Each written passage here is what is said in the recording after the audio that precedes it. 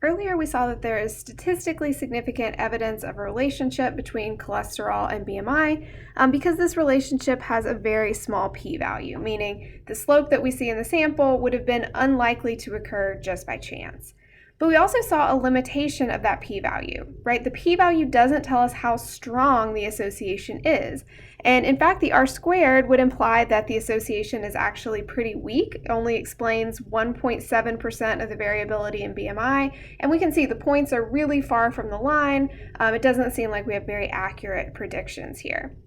The p-value also doesn't tell us how large the slope is. So you can sort of think about the slope as like the effect size in a regression context. So for a 1 unit change in cholesterol, what's the predicted change in BMI? So this value given here in the table is a sample slope. So we would expect there to be some amount of sampling variability from one sample to the next. So let's make a confidence interval for the slope. So we know that confidence intervals always have the same general form. It's always going to be a statistic plus or minus a critical value times the standard error. So in this case, the statistic is going to be the sample slope, right? That's our starting point if we're trying to estimate the population slope. Plus or minus a critical value, we're going to use t star. We've got quantitative data. When we did our inference, we were using a t-distribution. We're going to use t-distribution here as well. And then multiply by the standard error. So these values are given to us in the output. We already looked at the slope. That's the estimate here next to total cholesterol. The standard error value is also given. But instead of like figuring out what t star is and putting it all together by hand, it's easier just to let JMP do the calculations for us. So we're starting like we always do, fit y by x. I'm going to do cholesterol as my explanatory, BMI as my response. And I'm doing a line. And I've got the output here. I've got the slope and the p-value, everything that's in the notes, except I want to add the confidence interval. So it's a little bit picky about where you click. But I'm going to right click on this table and notice that my cursor is above the numbers. It's not above the words. But I put it above the numbers and I right click and I have an option to add new columns.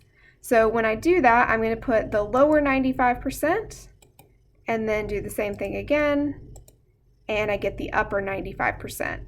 And this is giving me my 95% confidence interval for the population slope. So these numbers here,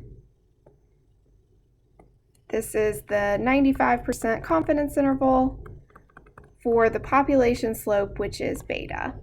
So that goes from negative 0.024 up to negative 0.014.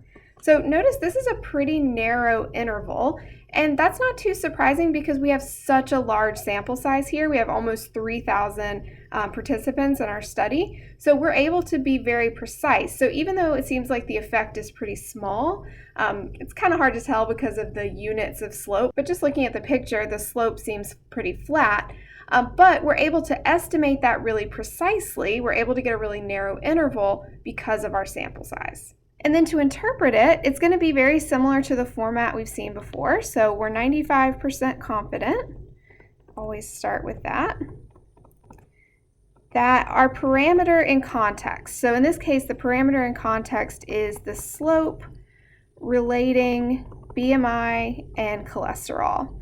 So the hardest part here is taking context into account because we do want to mention exactly what we're talking about, the slope relating BMI and cholesterol.